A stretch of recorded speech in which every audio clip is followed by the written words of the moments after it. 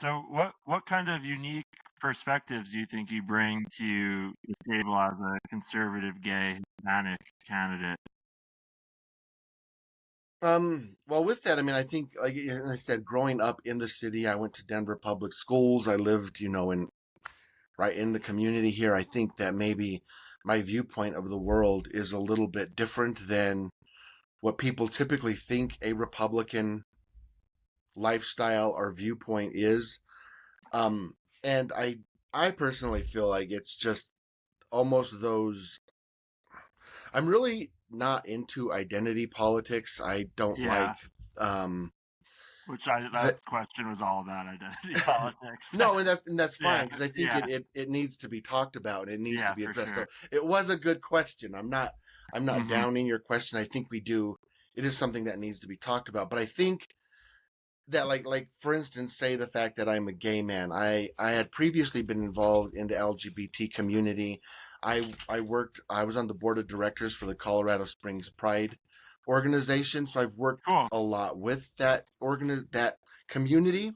Yeah, Um, but I think it's kind of odd that people would assume that because I'm physically attracted to men, that would have a bearing over how I view like the economy and and security of our nation and how like it doesn't really tie in yeah, some yeah. It's ways. not connected really at Same all. thing with other things. I think they kind of group people in these categories. And honestly, when I was working with the Pride Center, I voted more towards like I voted for Democrats.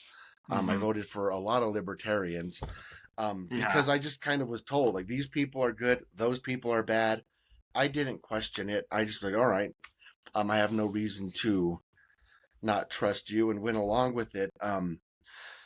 But then, like when you talk to a lot of the individuals within these communities, whether it's the Latino community, when I speak to them, they are hmm, very conservative in their lifestyle. yeah, They're all about family, their faith, God. They want to work hard and be successful.